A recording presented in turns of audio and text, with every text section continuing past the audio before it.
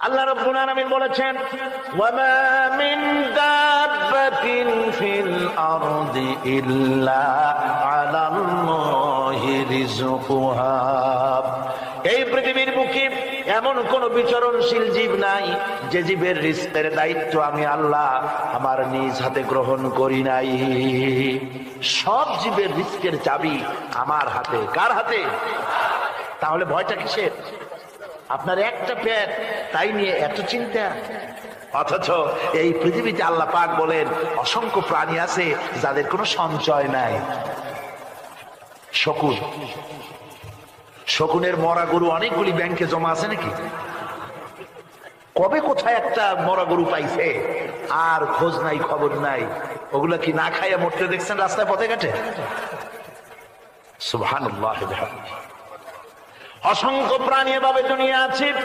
আল্লাহ রাব্বুল আলামিন বলেন যাদের কোনো সঞ্চয় নাই, যারা কোনো সঞ্চয় করে না, এ ধরনের সাপগুলি, শিয়ালগুলি, বাঘগুলি, পাখিগুলি, জলচর প্রাণী, স্থলচর প্রাণী আর অন্তরিক্ষে মহাশূন্যে উড়ে বেড়ায় যে সব প্রাণী, এ ধরনের শত সহস্র কোটি কোটি প্রাণী, তারা সকাল বেলায় খালি পেট নিয়ে বেরিয়ে যায়।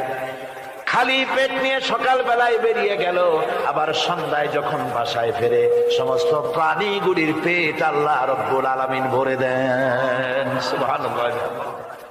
একটা প্রাণীও খালি পেটে বাড়ি ফেরে না। তারা কি কোনদিন মিছিল করে এসে বলেছে বাংলাদেশ সরকার আমাদের জঙ্গলের মধ্যে কোনো খোঁজ খবর তো আপনারা রাখেন না, এখানে বাচ্চা কাচ্চা বেশি হইতেছে আর খাওয়াইতে পারি না, এবার কিছু পরিবার পরিকল্পনার ওষুধপত্র পাঠান? কোনদিন বলেছে? বলে নাই, বলবেও না। কে খাওয়ায়? আল্লাহ পাক খাওয়ায়। আল্লাহ পাক খাওয়ায়। সুতরাং আল্লাহ রাব্বুল আলামিন রিজকের মালিক, একথা বিশ্বাস করতে হবে। সেই বিশ্বাসের অর্থ এই নয় যে আপনি চুপ করে বসে থাকবেন আর ফেরেশতারা রান্না করে আপনারে রূপচাঁদা মাছ খাওয়াই দিয়ে যাবে, এরকম বিশ্বাস করতে হবে, কাজ করতে হবে। এর ফলে আল্লাহ রাব্বুল আলামিন রিজকের ব্যবস্থা করবেন। ঈমান আনার পর প্রথম যে কোয়ালিটিটা হবে সেই কোয়ালিটি হচ্ছে পার্সোনালিটি, আত্মসম্ভ্রম, আত্মমর্যাদা। দুনিয়ায় কারোর সামনে মাথা সে নত করবে না, মাথা নত করবে কেবলমাত্র আল্লাহর কাছে। সে বিশ্বাস করবে খাইরিহি ওয়া শাররিহি মিনাল্লাহি তাআলা, ভালো মন্দ সব কার কাছ থেকে হয়? আল্লাহর কাছ থেকে হয়। সে কিছুতেই বিশ্বাস করবে না যে কোনো মাজারের কাছে গেলে, কবরের কাছে গেলে আমার তকদির পাল্টে যাবে, কোনো মোমেন তা বিশ্বাস করবে না। কথা বুঝতে পেরেছেন?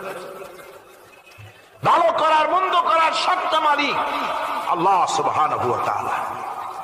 এরপরে 2 নম্বরের যে কোয়ালিটি সৃষ্টি হবে মুমিনের মধ্যে ঈমান আনার পর, সে গুণটা হচ্ছে সে বিনয়ী হবে। বিনয়, বিনম্রতা আর এক বৈশিষ্ট্য হবে। বিনয় এবং বিনম্রতার বৈশিষ্ট্য হবে। তার কারণ হচ্ছে ঈমান আনার পরে সে জানতে পেরেছে আল্লাহ রাব্বুল আলামিনের কর্তৃত্ব থেকে বেরিয়ে আসার ক্ষমতা কারো নাই। অহংকার করে যাব কোথায়? আস্ফালন করে যাব কোথায়? আল্লাহর রাজত্বের বাইরে, আল্লাহর ক্ষমতার বাইরে যাওয়ার ক্ষমতা তো কারোই নাই। সুতরাং অহংকার তার মধ্যে জায়গা পাবে না। আল্লাহ পাক দুনিয়ার সমস্ত মানুষের জিনকে পরিষ্কার করে বলেছেন, ইয়া মাশারাল জিন্নি ওয়াল ইনস ইন ইসতাতা'তুম আন তানফুযু মিন আকতারিস সামাওয়াতি ওয়াল আরদ ফানফুযু লা তানফুযুনা ইল্লা বিসুলতান। হে পৃথিবীর মানুষেরা আর জেনেরা, যদি সম্ভব হয় আমার আকাশের নিচের থেকে, জমিনের উপর থেকে বেরিয়ে যা।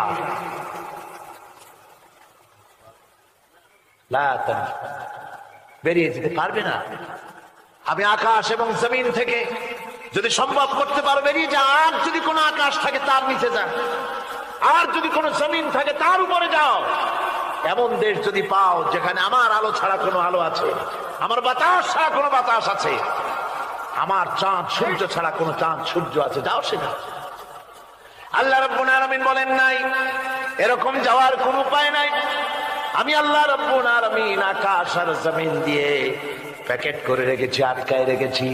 আমার রাজত্ব থেকে, আমার ক্ষমতা থেকে, আমার কর্তৃত্ব থেকে বেরিয়ে যাওয়ার ক্ষমতা কোনো মানুষের নাই, কোনো জেনের নাই, কোনো প্রাণীর নাই। সুবহানাল্লাহ। মানুষ হচ্ছে অহংকার কিসের হবে? তোমরা হচ্ছ ফকির। আল্লাহ পাক বলছেন ওয়াল্লাহুল গনিয়্যু ওয়া আনতুমুল ফুকারা। আল্লাহ হচ্ছেন গনি। আল্লাহ কি? গনি, বেনিয়াস, বেপরোয়া। ফাআলুল লিমা ইউরিদ, যা খুশি তাই করে, কারো মুখাপেক্ষিত নয়। কোরআনে কারীমে রব্বুল আলামিন বলেছেন নবী আপনি আমার ব্যাপারে, আমার গুণাবলীর ব্যাপারে বলুন। কুল হুয়াল্লাহু আহাদ, পড়েন সবাই। কুল হুয়াল্লাহু আহাদ আল্লাহুস সামাদ লাম ইয়ালিদ ওয়া লাম ইউলাদ ওয়া লাম ইয়াকুল লাহু কুফুয়ান আহাদ। আল্লাহ পাক বলেন বান্দারে জন্ম দেন নাই, তাকেও কেউ জন্ম দেয়নি। আকাশ এবং জমিনে আল্লাহর সমকক্ষ কেউ নাই। তোমরা হচ্ছ ফকির আর আমি আল্লাহ হচ্ছে বেপারী। মানুষ পেছনের কথা ভুলে যায়, মুঠেই চিন্তা করে না। একটু আগে যারা ক্ষমতায় ছিল আজকে তারা ক্ষমতা হারা, আজকে যারা ক্ষমতায় এলো তারা আবার ক্ষমতা পড়ে, চিন্তা করে না পেছনের কথা। আল্লাহ রাব্বুল আলামিন বলেন যারা নাকি মুমিন বান্দাদের বিনয় এবং বিনম্রতা তাদের মধ্যে সৃষ্টি হয়ে যাবে, তার কারণ হলো আল্লাহ পাক বলেছেন ওয়ালা তামশি ফিল আরদি মারহান ইন্নাকা লান তাখরিকাল আরদা ওয়া লান তাবলুগাল জিবালা তুলা। ওয়ালা তামশি ফিল আরদি মারহান, আমার জমিনের উপরে অহংকার করে পা ফেলো না। তুমি কি পারবে অহংকার করে আমার জমিনটাকে ফাটাই দিতে? কি বলেন, পারা যাবে? অহংকার করে জমিনের উপরে লাথি মারেন জোরে, জমিন ফাটবে? ফাটবে না, আপনার পা ছিঁড়ে যাবে। আপনি কি পারবেন অহংকার করে পাহাড়ের উচ্চতা লাফ দিয়ে ছাড়াই যেতে পারবেন? তাও পারবেন। সুতরাং আল্লাহ পাকের উপরে ঈমান আনলে পরে তাদের মাথা এভাবে নত হয়ে যায়, অহংকার তাদের মধ্যে জায়গা পায় না। অহংকার কিসের অহংকার তোমার? মানুষ তার জন্মের কথা, কোরআনে কারীম বলে মানুষ কি তার জন্মের কথা স্মরণ করে না? তোমার তো এমন অবস্থা ছিল দুনিয়ায় উল্লেখযোগ্য বিষয়বস্তু হিসাবে তুমি পরিগণিত ছিলে না। তুমি হচ্ছ, তোমার জন্মের উৎস কথা হচ্ছে এক ফোঁটা নাপাক পানি, এমন নাপাক পানি যা শরীর থেকে নির্গত হলে পরে গোসল করা ওয়াজিব হয়ে যায়। এমন এক ফোঁটা নাপাক পানি যার জন্মের উৎস, তার আবার অহংকার কিসের? পৃথিবীতে অহংকার যারাই করলো আল্লাহ পাক তাদেরকে ভালো করে দেখায় দিলেন। নমরুদকে দেখায়ছেন, ফেরাউনকে দেখায়ছেন, যুগের ছোট ছোট নমরুদ ফেরাউন যেখানে যেখানে খুদে খুদে ফেরাউন হয়েছে আল্লাহ সকলকেই দেখিয়ে দিয়েছেন, দেন নাই? দেখিয়ে দিয়েছেন। সুতরাং মাথা নিচু করে চলতে হবে, বিদ্যার বড়াই করা চলবে না। কত লেখাপড়া করেছো তুমি? এমএ পাস করেছো, তাতে কি হয়েছে? সবে মাত্র বর্ণবোধ পড়েছ, জ্ঞানের রাজ্যে পা ঢুকিয়েছ, এখনো কিছু শেখনি। টাইটেল পাস করেছ তো কি হয়েছে? কদ্দুর শিখেছ? নিউটনের মতো মানুষ মৃত্যুর সময় বললেন জ্ঞান সমুদ্রের বেলাভূমিতে দাঁড়িয়ে সামান্য বালু কণা নিয়ে নাড়াচাড়া করলাম, অথই সমুদ্রের কিছুই দেখতে পারলাম না। শেখ সাবির রহমতুল্লাহ আলাইহি ইন্তেকালের সময় বলেছেন মালুম শোধ কি হিচ মালুম না শোধ, সারা জীবন সাধনা করে বুঝিলাম ইহা যে কিছুই বুঝিলাম না। এগুলি হচ্ছে জ্ঞানীদের কথা। আর কোন রকম ইউনিভার্সিটির বারান্দা দিয়ে 3-4 দিন হাঁটছে, কয় যে সব বুঝি। কি বুঝছো? দেয়ার ইজ নো গড, স্রষ্টা বলতে কেউ নেই। পাগল কি আর গাছে ধরে মিয়া? সুতরাং বিদ্যার বড়াই চলবে না, স্বাস্থ্যের বড়াই চলবে না, অর্থের বড়াই চলবে না। অর্থের বড়াই করবে, কত অর্থ তোমার হয়েছে, আল্লাহ যদি ইচ্ছে করেন ব্রেনের মধ্যে, মগজের মধ্যে এমন টিউমার করে দিবেন, মগজের মধ্যে এমন ক্যান্সার করে দেবেন, হার্টের ভিতরে এমন ক্যান্সার লাগাই দিবেন, 14 গোষ্ঠী বিক্রি করলে ঔষধের পয়সা হবে না। পারবে কিনা আল্লাহ করে, জোরে বলবেন পারবেন কিনা?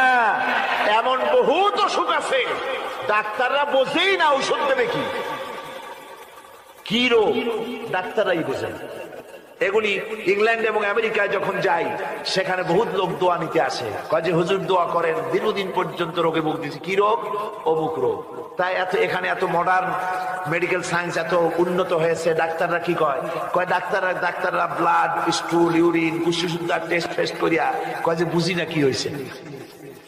সুতরাং মুমিন বান্দা যারা আল্লাহর দ্বীনকে কবুল করবে, কালেমা পড়ছে কোথাও, তো নৌকায় চড়ে যাচ্ছে, দার্শনিক একা, মাঝি নৌকা বাঁধছে।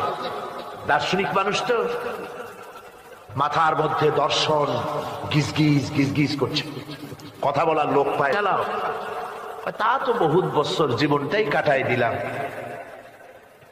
ভূগোল চেনো? ভূগোল কখনো দেখেছো? কই যে না, ভূগোল আমি দেখবো কোথাতে, আমি হলাম গরিব মানুষ, এগুলি ধনীদের কাম, তারা হয়তো খায় টায়, আমি ভূগোল দেখিও নাই, খাইও নাই। বলে আশ্চর্য কথা, ভূগোল মানুষে খায় নাকি? জীবনটা তো সারে নেই, নষ্ট করে ফেলাইছে। মাঝি দাঁতগুলো বাইর করে দিয়ে বলতেছে, স্যার হইতেও পারে। কিছুক্ষণ পর দার্শনিক বলছে, এই বেটা দর্শন বোঝো? স্যার খামোখাই শরম দিচ্ছেন, এ সমস্ত বড় লোকের খাবার, ওগুলি আমার সামনে বলে লাভটা কি? আমরা গরিব মানুষ, এগুলি আমরা কোনোদিন দেখিও নাই, খাইও নাই। দার্শনিক বলছে, বেটা বেওকুফ, দর্শন মানুষে বুঝি খায়? তোর জীবন আটা নাই মিশা। মাঝি কয় হইতেও পারে। এবার দার্শনিক বলছে, এই বেটা কিছুই তো জানো না, খালি দাব্বাই করো, ইতিহাস চেনো? মাঝি বলছেন, স্যার এইবার একটা কথা বলছেন যেটার সাথে কিছুটার মিল আছে, আমি খাইছি। সেটা হচ্ছে, বাপ গরিব ছিলেন, কিন্তু মাঝে মধ্যে শীতের মৌসুমে পাতিহাঁস জবাই করে আমরা খাইতাম,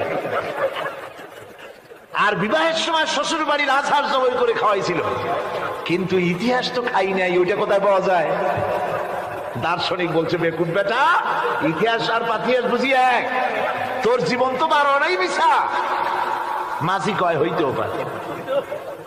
কিছুক্ষণ পর উত্তর দিকে কালো মেঘ উঠেছে, আকাশ থমথমে ভাব, নদীর ভিতরে তুফান সৃষ্টি হয়েছে। মাঝি বলছে, স্যার সাঁতার জানেন?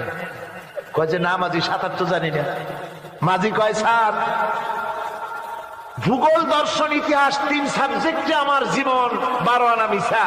এখন তো দেখি এক সাবজেক্টে 16 আনাই মিশা আপনার। আমার তো 4 আনা আছে, 12 আনা ফেল, 4 আনা তো আছে। ওই 4 আনা দিয়ে আমি সাতরাইয়া কেনারায় উঠে যাব, আর ইতিহাস, দর্শন, পাতিহাস খাইয়া ডুবে মরমিয়া।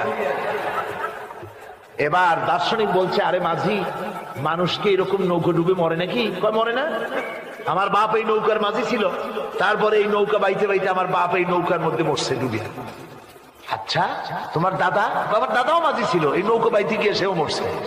তোমার নানা? আমার নানাও এরকম নৌকা বাইয়া এরকম মাঝি হয়ে মরছে। দার্শনিক কয়, তুমি তো দারুণ বেহায়া, যে নৌকায় তোমার বাপ মরলো, দাদা মরলো, সেই ব্যবসা তুমি ছাড়তে পারো নাই, তুমি তো দারুণ বেহায়া।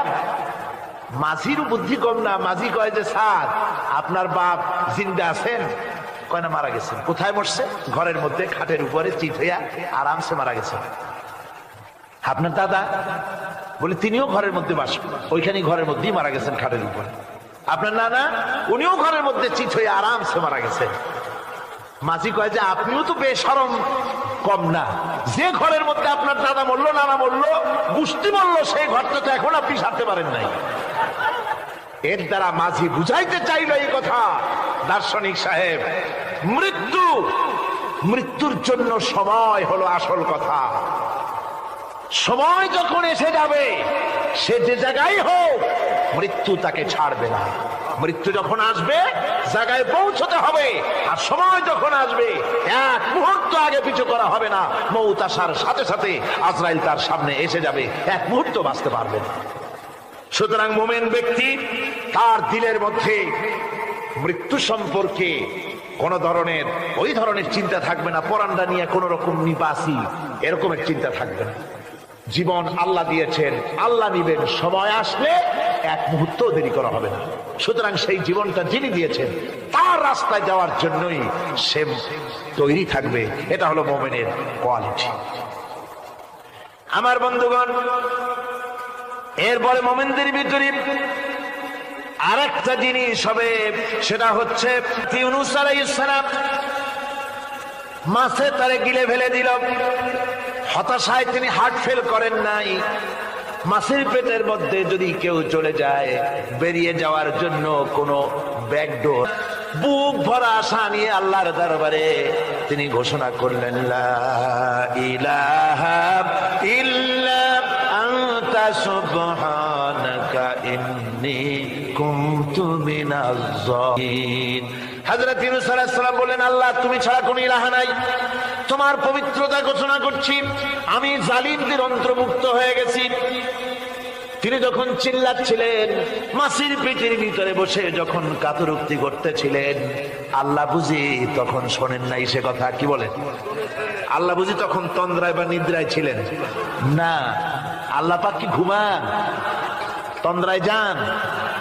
লা তাখুযুহু সিনাতুন ওয়ালা নাওম। আল্লাহ রাব্বুল আলামিন বলেন, কোন তন্দ্রা বা নিদ্রা আল্লাহ রাব্বুল আলামিনকে স্পর্শ করে না। হযরত ইউনূস আলাইহিস সালাম যখন মাছের পেটের ভিতরে বসে চিৎকার মারলেন, আল্লাহ পাক বলেন, ইউনূস রে, তোমার ওই ডাক কেউ শোনে নাই, দুনিয়ার কোন রাজা বাদশাহ শোনে নাই, দুনিয়ার কোন বন্ধু বান্ধব তোমার শোনে নাই, কিন্তু আমি তোমার আরশের মালিক, আমি রব্বুল আলামিন শুনেছি। শুধু শুনি নাই, সঙ্গে সঙ্গে জবাব দিয়ে দিয়েছি। ফাস্তাজাবনা লাহু ওয়া নাজ্জাইনাহু মিনাল গাম্মি। পড়েন, ফাস্তাজাবনা লাহু ওয়া নাজ্জাইনাহু মিনাল গাম্মি ওয়া কাযালিকা নুনজিল মুমিনিন। আল্লাহ পাক বলেন, আমি জবাব দিলাম। মাছের পেটের ভিতরে বেদনা শুরু হয়ে গেল, মাছ আর তলদেশে শুয়ে থাকতে পারলো না, সাঁতরাতে পারলো না, মাছ ভেসে উঠল উপরে। পেটের যন্ত্রণায় মাছ কিনারায় চলে এসে বমি করে দিতে পারলে যেন বাঁচি, এই অবস্থা মাছের হলো। কিনারায় চলে এলো, বমি করে ইউনূস আলাইহিস সালামকে ফেলে দিল, মাছও বাঁচলো, ইউনূস আলাইহিস সালামও বাঁচলো। আল্লাহ রাব্বুল আলামিন বলেন, মুমিনেরা শোনো, শুধু ইউনূসকে নয়, ওয়া কাযালিকা নুনজিল মুমিনিন। এইভাবে করে মুমিন বান্দারা যদি আমাকে ডাকে, আমার কাছে যদি হাত ফাইলায়, আমি আল্লাহ রাব্বুল আলামিন মুমিনদের এভাবে বিপদ মুক্ত করে দেই। আল্লাহ পাক বিপদ মুক্ত করে দেন। ওয়া মান ইয়াত্তাকিল্লাহ ইয়াজআল লাহু মাখরাজা। আল্লাহকে যে ভয় করে, আল্লাহ তার জন্য রাস্তা খুলে দেন। জোরে কোন সুবহানাল্লাহ। দেখেন, ইউসুফ আলাইহিস সালাম, জুলাইখা তাকে আটকায় ফেলেছে ঘরের মধ্যে, তালা দেওয়া, খিল দেওয়া, ছিটকানি মারা, পালাবার পথ নাই, চতুর্দিকে উলঙ্গ নগ্ন চিত্র। আর এই সুন্দরী যুবতী নারী জুলাইখা তার প্রেম নিবেদন করেছে হযরত ইউসুফের কাছে। যৌবনে ভরা, টকবগে যৌবনের যুবক হযরত ইউসুফ আলাইহিস সালাম, সৌন্দর্যের পিরামিড, বাঁচার কোনো পথ নাই জুলাইখার কুপ্রবৃত্তি চরিতার্থ করে দেওয়া ছাড়া। কিন্তু হযরতে ইউসুফ আলাইহিস সালাম আল্লাহ রাব্বুল আলামিনকে ডাকলেন, হতাশায় ভেঙে পড়লেন না, আল্লাহকে ভয় করলেন, আল্লাহকে ডাকলেন। আল্লাহকে ডেকে, আল্লাহকে ভয় করে তালাবদ্ধ দরজার দিকে যখন দৌড় মারলেন, রব্বুল আলামিন আপন কুদরতে দরজার তালাগুলি খুলে দিলেন। ভাইরা আমার, এভাবে করে মুমিনেরা কখনো হতাশ হয় না। ফাইন্না মাআল উসরি ইউসরা, ইন্না মাআল উসরি ইউসরা। মনে রাখতে হবে, দুঃখ কষ্টের সাথে থাকে সুযোগ সুবিধা, আর প্রত্যেক অসচ্ছলতার সাথে থাকে উদার সচ্ছলতা। এর কোনো বিপরীত কখনই হয় না। আল্লাহ রাব্বুল আলামিন এইভাবে করে মুমিনদেরকে বলেছেন যেন তারা হতাশায় ভেঙে না পড়ে। وَإِذَا سَأَلَكَ عِبَادِي عَنِّي فَإِنِّي قَرِيبٌ। আল্লাহ পাক বলে, বান্দা যখন আমাকে ডাকে আমি বান্দার একদম নিকটে, তার ঘাড়ের চাইতেও নিকটে। ওয়ানাহানু আকরাবু ইলাইহি মিন হাবলিল ওয়ারিদ। আমি আমার বান্দার সারা যে রগের উপরে তার মাথা, এর থেকেও আমি আমার বান্দার বেশি নিকটে। সুবহানাল্লাহ পড়ে। আমি তোমার কাছে, আমার কাছে মাপ চাও, যত বড় গুনাহ হোক, কত বড় কথা, আমাকে ডাকো, নিরাশ হয়েও না, হতাশ হয়েও না। আল্লাহর গজব বেশি না রহমত বেশি? আল্লাহর রহমত বেশি। হাদিসে কুদসির ভিতরে এসেছে, বান্দা যখন আল্লাহর দরবারে দুয়া উঁচু করে চোখের পানি ফেলে দেয়, মুসলিম শরীফের হাদিসের ভিতরে এসেছে, গভীর রাত্রে, রাতের তৃতীয় অংশে আল্লাহ রাব্বুল আলামিন প্রথম আকাশে আমাকে ডাকো, আমার কাছে বলো, আমি ডাকের সাড়া দেব, জীবনের আশা পূরণ করে দেব। ওই সময় যেই সমস্ত লোকেরা কাঁদে তাহাজ্জুদের নামাজ পড়ে, আল্লাহ জিজ্ঞেস করেন ফেরেশতারা, অমুক অমুক দেশে অমুক অমুক বান্দারা কাঁদে কেন? ফেরেশতারা বলে, রব্বুল আলামিন তুমি তো ভালো করে জানো। আল্লাহ বলেন, জানি, তবুও তোমাদের মুখে শুনতে চাই।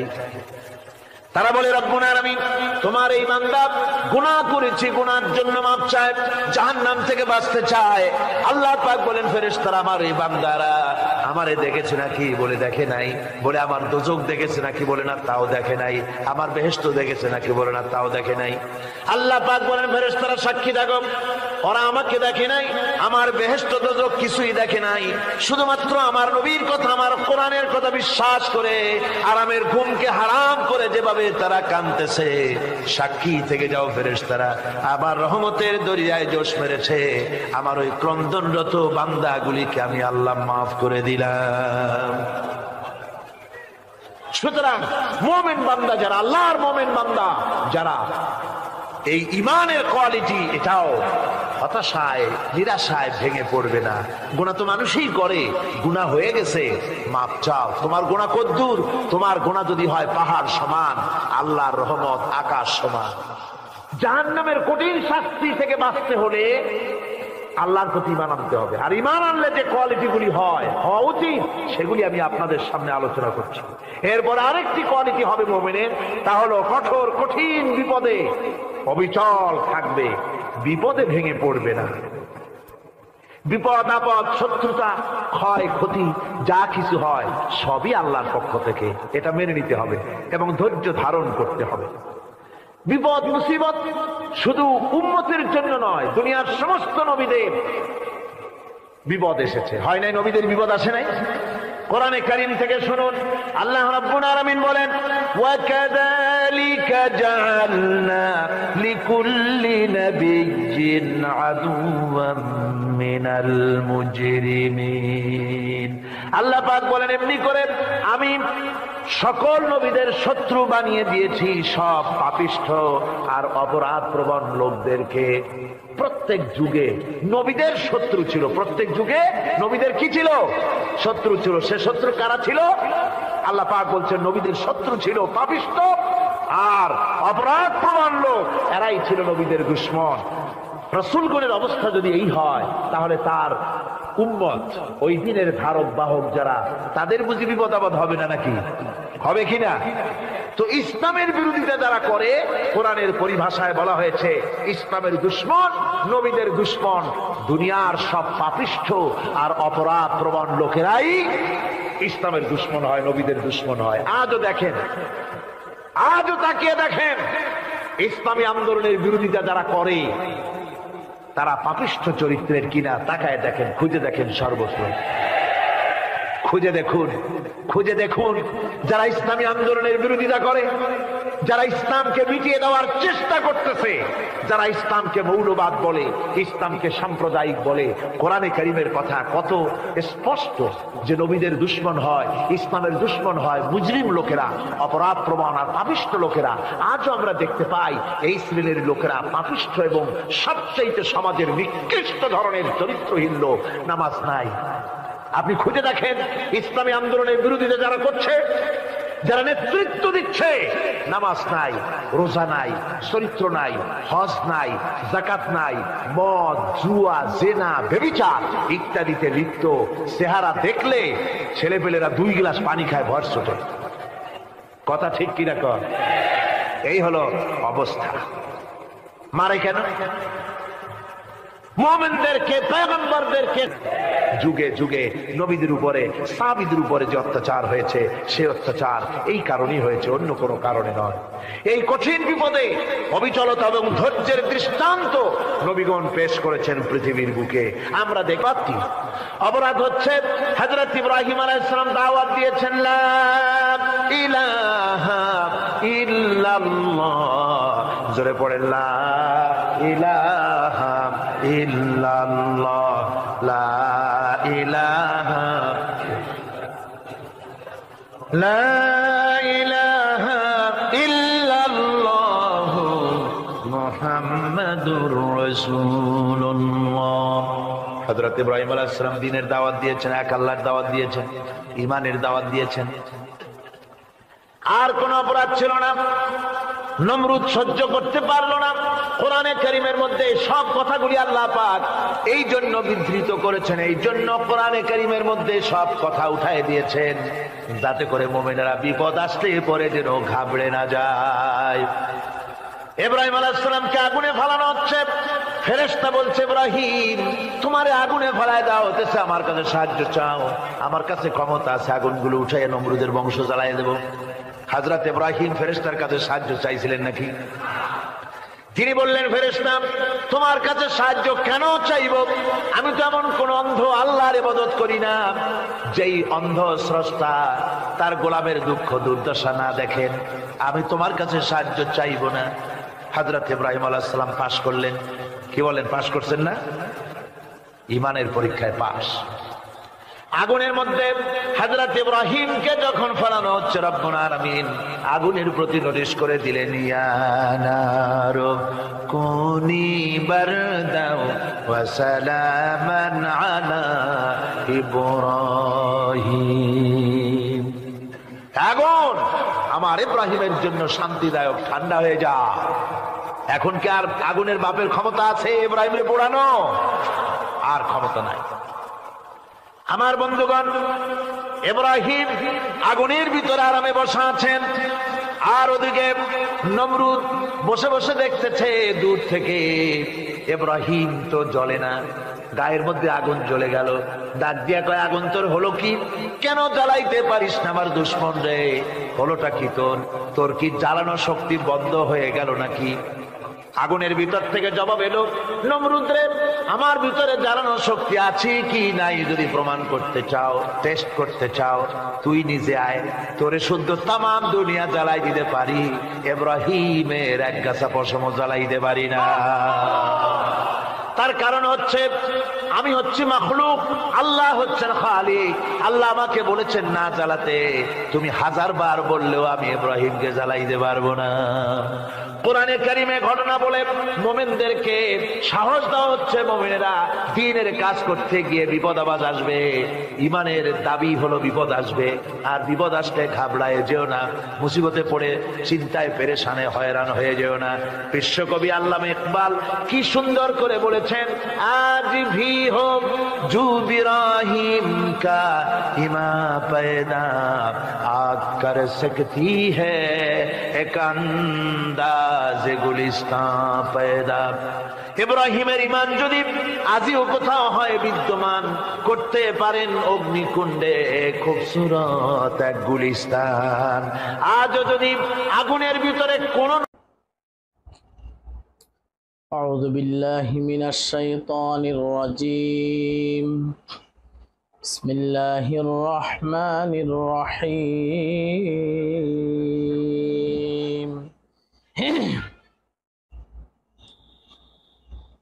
لم يكن الذين كفروا من أهل الكتاب والمشركين